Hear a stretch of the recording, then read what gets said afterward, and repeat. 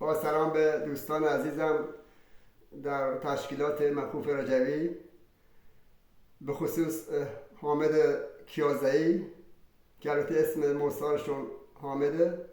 آدم کیازه‌ای، خواستم که پیام خواهرتو و بقیه اعضای خانوادتو بهت برسونم. چند بار خانوادتو مراجعه کردم به خانوادمون توی ایران شهر و جویای حالتو شدم. امیدوارم که قبل از هر چیز پیام منو بشنوی و تصمیم بگیری به خاطر خانوادت این اصالت و بندگی تو بالاخره از خود دور بکنی و با گوش گرم خانواده برگردی. همه جا خودتون که میدونی بهتر که شما سازمان که اصلا نمیشناختین، به قول معروف نمیدونستی سازمان با کدوم سین مینویسن.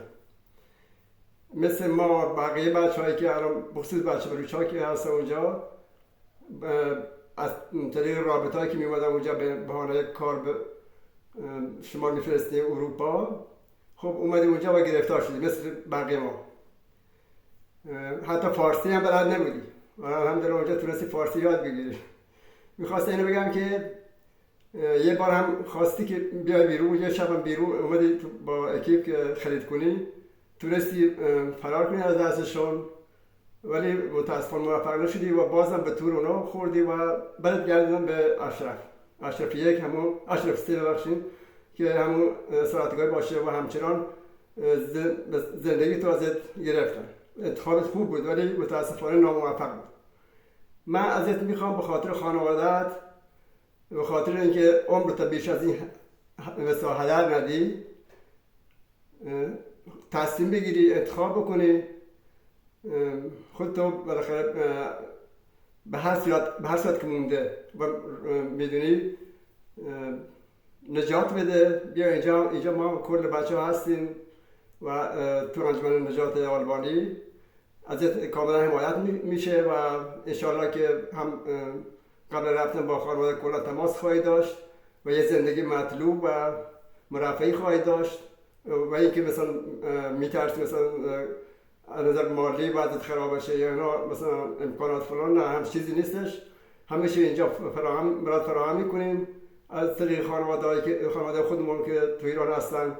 انشالله که زندگی خوبی داشته باشه و بتونیم به ایران بری یا هر جا، مثلا اگه ایران نمیخواد بری اروپا، هر جا دوست داری اینجا کمکت میکنن که بالاخره هدف اینه که از اون مخمسه خود به اون اسارتگاه خودت نجات بدی و با آغوش گرم خانواده برگردی و زندگی خوبی داشته باشی.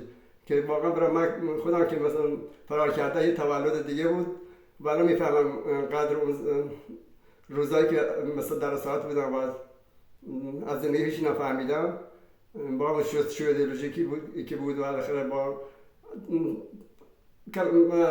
خیانت مثلا رفتن از سازمان خیانت یا نمیدونم با تعهدایی که میگرفتن و اینا، خب آدم مجبور میکردن که بمونه. ولی من تصمیم گرفتم و بقیه بچه‌ها که الان هستن جدا شدن یا فرار کردن، الان بهترین امکانات دارم تو خود آلبانی و بعضی مثلا خود رفتم اروپا. پس از تو میخوام که این بار تصمیم قاطع بگیری و بتونی خودت نجات بدی و به خاطر خانواده‌ات که واقعا همیشه چشم انتظارت هستن و در حسرت دیدارت هستن خوشحالشون بکنی و اینجا ما از دیدارت خوشحال بشیم. انشالله که پیام رو بشنوی و تصمیم خودت بگیری، خودت نجات بدی. خیلی ممنون، قربان شما، خداحافظ.